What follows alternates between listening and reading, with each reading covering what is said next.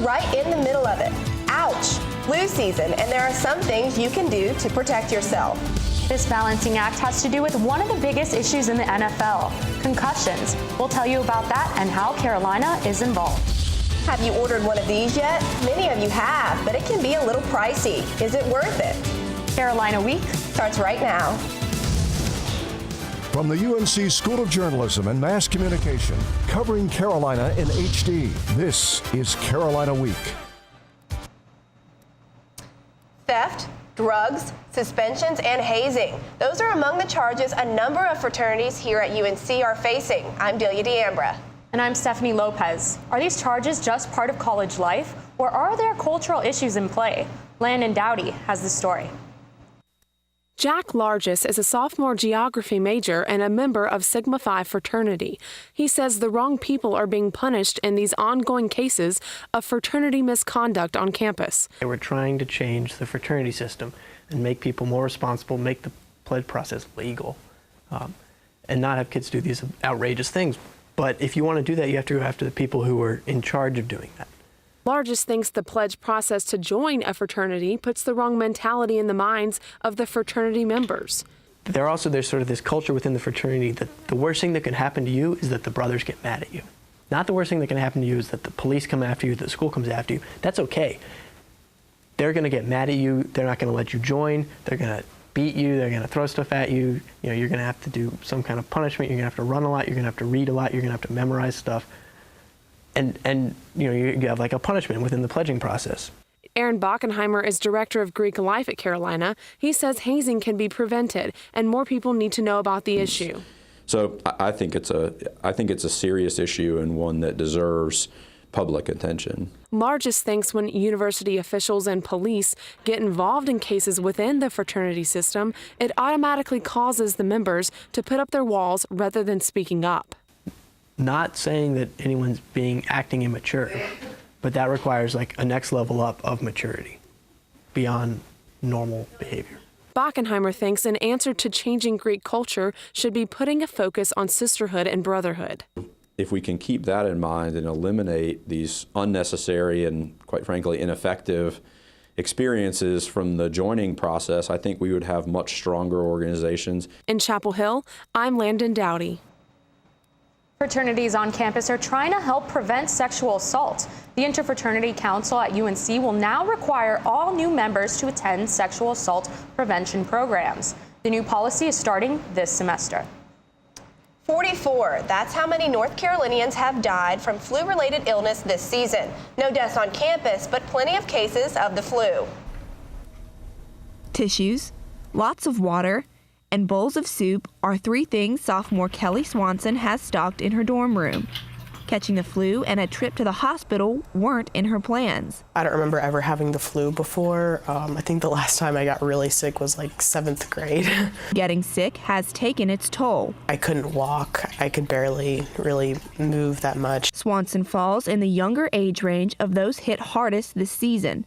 Epidemiologist for the North Carolina Division of Public Health, Zach Moore, knows why younger and middle-aged people are affected more. The main flu strain that's circulating is a strain called influenza A H1N1, and that strain is not as severe in the elderly.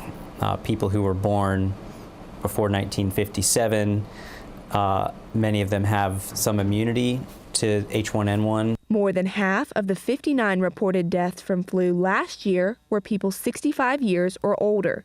Moore says strains vary from season to season, and everyone is susceptible. These things do happen, and they don't just happen to the elderly or to people who are extremely sick. There's flu can be serious for anybody. Moore says the key to preventing the spread of flu and keeping yourself healthy is in your very own hands, and making sure you wash them as many times a day as possible. The campus community and dorm residents like Swanson are at a higher risk, though. Flu activity goes up there before it goes up in the rest of the state. So college students definitely are always early with the flu activity. The flu is one thing, but concussions are another. The NFL is getting its fair share of criticism over the issue. It has made some changes, but what else can be done? The NFL Players Association is working with UNC to find out. Hit after hit after hit. Football's deadliest weapon. Super Bowl winning safety Dave Durson took his own life. Former NFL defensive back Vincent Fuller knows the risks players take. One thing that is guaranteed in football is that you will injure yourself. Now, the severity of that injury it varies, but you will receive some nicks and some bruises or more. The or more is what prompted the NFL Players Association 3 months ago to develop the trust. Hey, what's up? I'm Spice Adams. I'm Hunter Hillenmeyer. And I'm Chester Pitts. A rehabilitation program for former players who struggle with life after football. When you go to the combine, you go through every physical test that you can imagine to make sure that you're okay. And after you leave, there isn't an exit combine. So this is our exit combine. The NFLPA is partnering with the UNC Brain and Body program to help guide retirees through physical and mental problems. Neuropsychologist Carla Thompson. A lot of these guys are really, really concerned about what the game they love might be doing to their brains. Fuller, who retired in 2011, is hopeful he'll see results.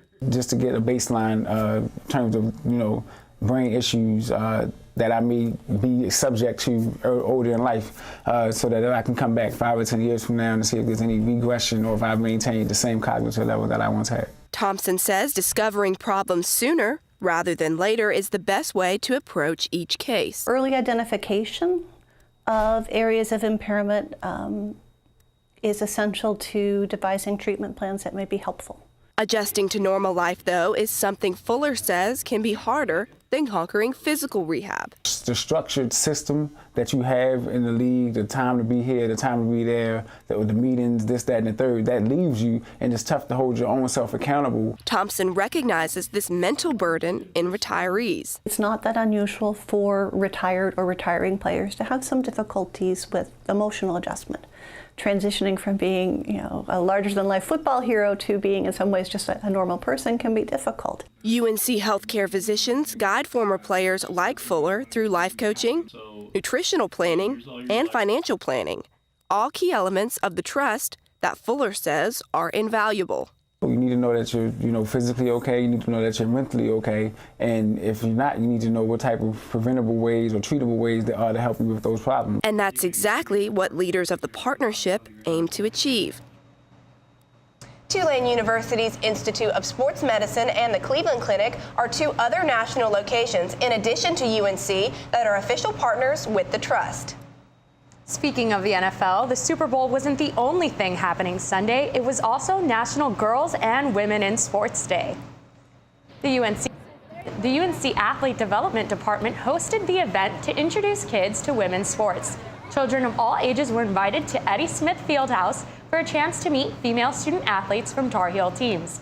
Athletes gave demonstrations, all to encourage girls to get involved with sports. It may have slowed a bit due to recession, but Hispanic immigration continues. But they're not streaming to places like Los Angeles or New York. Now, Charlotte and Raleigh are the fastest growing cities. Cruz Santibanez has the story. Julio Cesar Avalos is from Mexico. He's a construction worker who used to live in Arizona. He now lives in Raleigh. I came to visit my family several times, and the last time I came, I found a good job opportunity, and that was the reason I stayed. But Avalos is not alone. According to the United States Census, as of 2013, 8.7% of our state population is Hispanic or Latino. That's nearly double the percentage from 2000 at 4.7%. Charlotte has seen close to a 170% increase during the period, and Raleigh almost 140%. UNC Global Communication professor Lucila Vargas has some ideas as to why. Very often, immigrants move to places where they know someone, especially people who work in services and blue-collar jobs. So people don't move by themselves. Someone moves, but then it starts to forming connections. Besides those connections, it's also about job opportunities and state policies That's according to officials with the state's Hispanic Latino Affairs Department. And they say that's the case even with the state's unemployment rate at 6.9% being higher than the national average at 6.7%. It was a job opportunity that brought Avalos to Raleigh. I don't know if when I moved here there were less Hispanics, but there were better jobs with higher pay than in other states. Reporting from Raleigh, I'm Cruz Santibáñez, Carolina Week. The race is on and the debates are well underway. Who will you vote for? Meet the candidates. That's coming up next.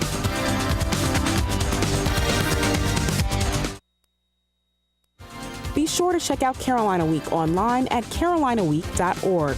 Connect with us online by liking the Carolina Week Facebook page and following us on Twitter at Carolina Week UNC. That's low. The average text takes your eyes off the road for nearly 5 seconds. Stop the texts. Stop the wrecks. Visit us at stoptextsstopwrecks.org. Don't look at me. Your hair's a bit frizzy today. Oh, you should pick that up. Oh, you're such a dork. Loser. Here, let me help you with that. Oops. Every day, kids witness bullying. Oh, look. Your crush is looking at you. Or you. They want to help, but don't know how. See, no one here's gonna help you, because no one Teach your likes kids you. how to be more than a bystander. Visit stopbullying.gov.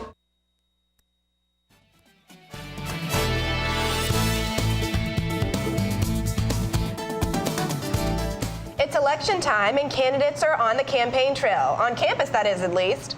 Your signatures put them on the ballot, and there are 4 candidates in the race for student body president. Reporter Mary Alice McMillan has their story. Andrew Powell is an economics major from Nashville, Tennessee. He wants to take his passion for education and share it with the entire student body. He hopes to focus on issues like faculty retention and tuition increases. Through my unique set of past experiences working with people on all levels of our university system, I feel like I have the unique set of qualifications such that I can propose ambitious projects to work on, but actually see them through to fruition to make a positive impact on our university. Winston Howes is a computer science major from right here in Chapel Hill. His primary focus? Using policy to open up UNC's online infrastructure to foster tangible innovation. Well, I think one thing which distinguishes me is sort of my computer science background. We're definitely trying to use technology in new ways to really affect campus. Nikita Shamdasani is a political science major and a North Carolina native from Fayetteville. She says that her experience working with 2 former student body presidents and her role as student body secretary has given her insight on how to structure her platform. But I wouldn't say that there is like one thing which we think needs to be most important, because I can't predict what would be the most important thing in the next year, and I think that's been one of the big problems of platforms in the past. Emilio Vicente is a public policy major from Siler City, North Carolina. His platform doesn't just lie in his core area of focus, immigration. In fact, he says he has several topics he is passionate about in the race. A lot of people think that I'm a one-issue candidate, that immigration is the only thing that I care about. That's not true. No one lives a one-issue life. But Emilio says that the skills he's learned through immigration advocacy are skills that are necessary to be a good student body president. All 4 candidates have been spending hours and hours in the pit and talking to students about their platforms, all in the hopes that they will gain the trust of the student body on Election Day. In Chapel Hill, I'm Mary Alice McMillan. The polls open next Tuesday at midnight, and you can cast your ballot at studentlife.unc.edu. Make sure you tune in to Carolina Week's special edition of special election coverage Tuesday evening at 8 p.m. We'll have all the numbers, analysis, and interviews with the candidates. That's next Tuesday evening, beginning at 8. And speaking of government and politics, Republicans and Democrats don't seem to agree on much these days. They're more divided than ever. But one issue may be different, at least with one faction of the Republican Party. That's gay rights and marriage equality. Gregory Angelo is executive director of the Log Cabin Republicans. He spoke at an event hosted by UNC College Republicans. His message: Republicans need to be more inclusive and support gay and lesbian conservatives running for office. UNC is the #1 value in public higher education for the 13th consecutive year. That's good, but tuition continues to increase, especially for out-of-state students. Could that put the value ranking at risk? Anissa Jabbar has that story. Molly Oak is an out-of-state student from Fort Myers, Florida. She chose Carolina because of the university's educational value and high-ranked programs. UNC is a school that's known nationally, so when you graduate from there and people see Chapel Hill on your degree, you get like that much higher of recognition. Kiplinger's ranks universities according to standards like admission rate, four-year graduation rate, and percentage of students who return for sophomore year. Andrea Felder is Associate Director of Undergraduate Admissions. About 80% of students will graduate within 4 years from the university. When you get to a 5-6 year graduation rate, that number increases. You're getting closer into the low 90s. A nice reputation to have. But will UNC's value change as out-of-state tuitions continue to rise? Even though the cost is still greater for out-of-state students, it is still known as a great value. But price does matter. Out-of-state students will be hit with a 12.3% increase in the fall, and the total bill, $31,674. Out-of-state mother Deborah Oldhauser traveled with her daughter from Maine for a campus tour. She was unaware of the tuition increase. This is totally different. It'd be a lot more, so we would be coming because of UNC's reputation. Reputation or not, tuition is a concern. As an out-of-state student, you never really want to hear the words tuition and increase in the same sentence. But because I am out of state, I mean, my parents don't pay taxes to fund this university. The in-state parents do. Oak says it was during her campus tour that she talked to her mom about choosing Carolina for undergrad. Going by the well and seeing all the trees blossoming and everything, it was just like the picturesque college that everyone wants to go to and that I had the opportunity to go to. And for now, that opportunity continues to be working. According to Felder, 63% of UNC's applicants are out-of-state students. In Chapel Hill, I'm Anissa Jabbar. If early action is any indication, those tuition increases aren't slowing things. The university reports a 12% increase in early action applications. 1/3 of those accepted were from out of state. 'Tis this season, Carolina ring season. Seniors are thinking about buying a class ring. But those little bands come with a pretty big price tag. Our Hannah Lawson has the story. She knows what she wants. That one doesn't pop. But an affordable price tag is what she needs. What are prices for these? Carolina class rings can range from $400 to $1,500. As a senior, Destiny Redding is hesitant about making such a purchase. I think one of the challenges that I'm facing that's keeping me back from holding a class ring is the fact that they are very expensive. Expensive but meaningful. The Order of the Bell Tower sponsors class ring events. Hannah Smith is a member and explains how, despite the cost, the ring serves as a connection between past, present, and future Tar Heels. This ring and just the significance of after graduation, you have this huge alumni base and huge Carolina family that expands further than we can imagine. It's this meaning behind the ring that convinced Destiny and many students like her to complete an order form. In 20 years, looking back on this class ring, I hope that it will symbolize to me all of the fun times I had at Carolina and the fact that no matter how old I may get, I will always be a Tar Heel. For this reason, a Carolina class ring may just be considered priceless. In Chapel Hill, I'm Hannah Lawson. Well, this morning looked a little gloomy, but looks like the sun finally made its way out. Yeah, I'm hoping that the future is a little bit brighter. Brighter with sunshine, that is. Weather's coming up next.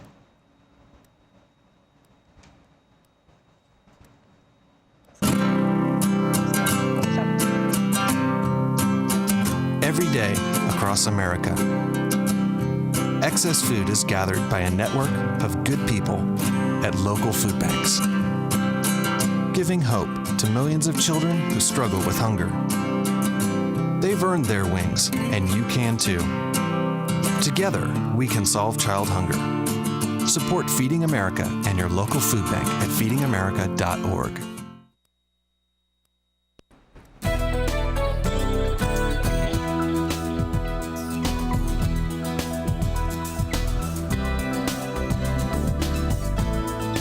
Good evening, I'm meteorologist Katie McGee, and welcome back to Carolina Week. with a significantly chillier January than we're used to with what seemed to be like one polar vortex after another, we're looking at what hopefully will be a warmer February. Averages for this month usually average highs in the mid-50s and average low we see in the mid-30s. But knowing North Carolina, our temperatures could be anywhere from either side of these ranges.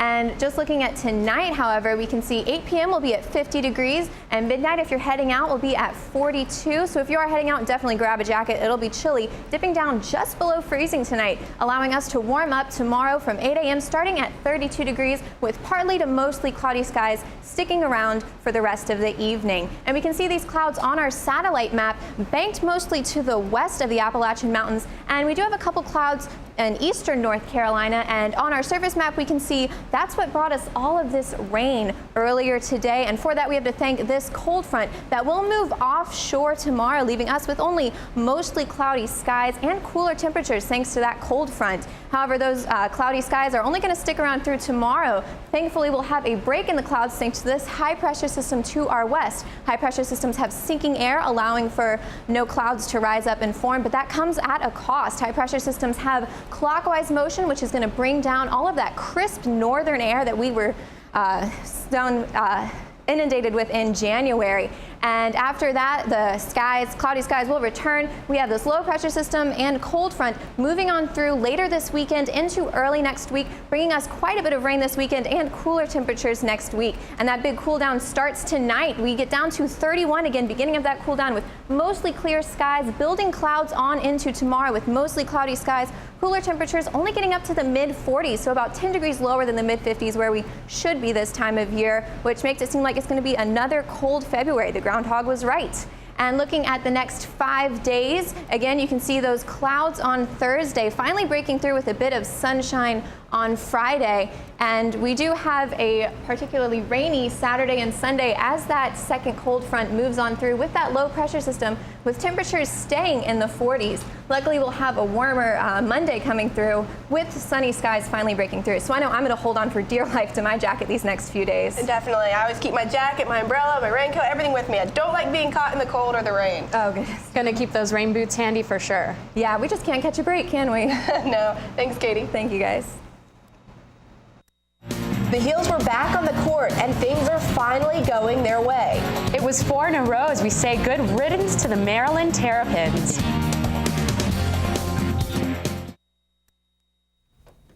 Oh, those boys are much too much. Those boys are much too much. We got the spirit. We're hot. We can't be stopped. We got the spirit. We're hot. We can't be stopped. We're going to beat them and bust them. Beat them. The smallest moments can have the biggest impact on a child's life. Let's get a little bit rowdy. R-O-W-D-Y. Take time to be a dad One more today. time. Oh, those boys are much too much. Those boys. So I've come up with a family emergency plan. Great. What is it? It's difficult to talk about, so I'm not telling you. How will we know what to do? You won't. I'm so glad I won't have to remember anything. And me too. Thanks for this, sweetie. Talk to your kids about who to call, where to meet, what to pack. Visit ready.gov/kids for tips and information.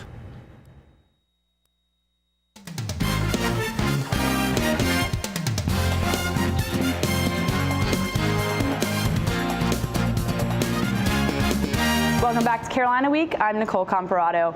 It's signing day in football, and Coach Larry Fedora is getting his first look at the 2014 recruiting class. Joining us from Kenan Stadium is reporter Ryan O'Rourke. Ryan, did they get everybody they wanted? They sure did, Nicole. Coach Fedora and his staff were working the phones all morning talking to recruits who sent in their signed letters of intent. All in all, the Heels signed 22 players to the class of 2014, and Coach Fedora expects every single one of them to come in and battle for a starting position. You better come in here with an attitude that you're gonna earn a position from the day you step on campus. So to do that, you better be in the best shape of your life when you get here. If not, you're gonna just be trying to survive.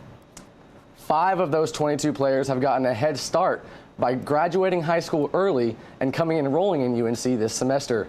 Players such as Elijah Hood and Bentley Spain are already here on campus taking classes and chomping at the bit to take the field right behind me on April 12th for the annual spring scrimmage. Back to you, Nicole. Thanks, Ryan. The UNC men's basketball team welcomed Maryland to the Smith Center for their final ACC matchup before the Terps leave for the Big Ten. And the Heels came out on top, 75-63. The Tar Heels brought the energy early, scoring the game's first 12 points. Maryland rallied back and cut the lead to 3, but Marcus Page and Bryce Johnson were just too much to handle. Page led the way with 25 points, including this acrobatic reverse layup right here.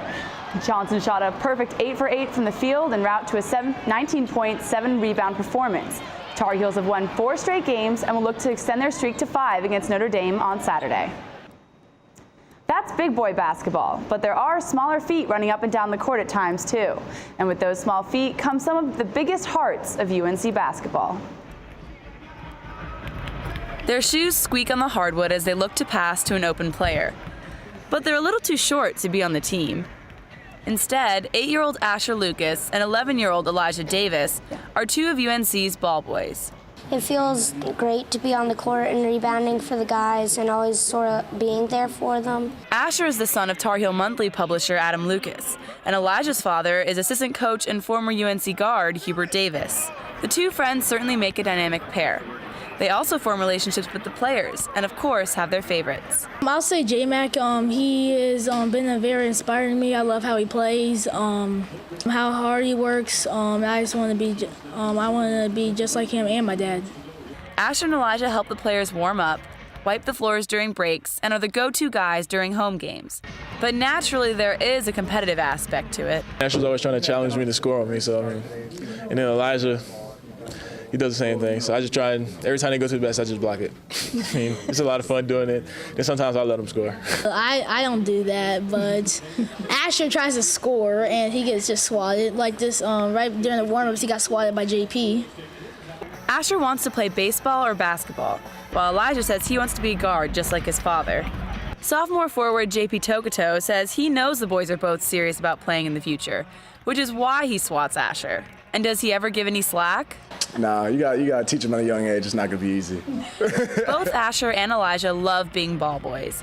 But at the end of the day, their favorite parts are familiar to any fan. And it's really fun just to be right next to the students and celebrate with them.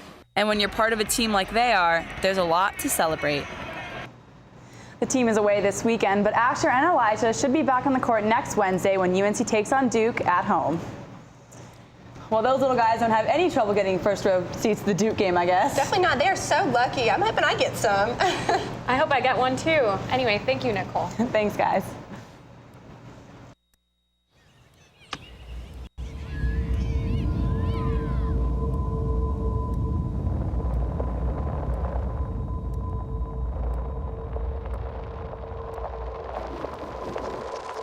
$7,000 high school students drop out every school day. Let's catch them before it's too late. To start helping students in your community, visit boostup.org. I come from a big family. I'm the oldest of 6. To me, being the first person to go to college, it's like setting a standard, you know? My little brother is 8 years old now. I challenge his curiosity. I challenge him to dream. I have to paint a picture for him that he can look up to and live up to and possibly be better than. My name is Jaquez, and I am your dividend.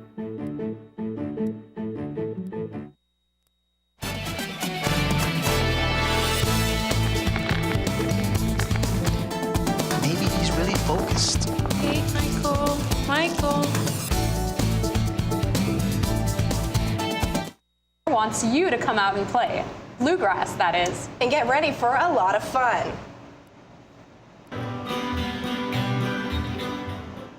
Every other Monday, the venue hosts an old-time bluegrass music jam. Players of all ages can spend an evening of fun rocking out with other fellow bluegrass musicians. Banjos, fiddles, mandolins, dobros, guitars, and more are all welcome. The best part? No experience necessary. And if you don't know the words, fear not. They've got lyric sheets to help you sing along. The next jam is February 17th. That sure looks like a lot of fun. That does it for this edition of Carolina Week. Thanks for watching, and don't forget to join us for our election special right here at 8 p.m. Tuesday. Good night.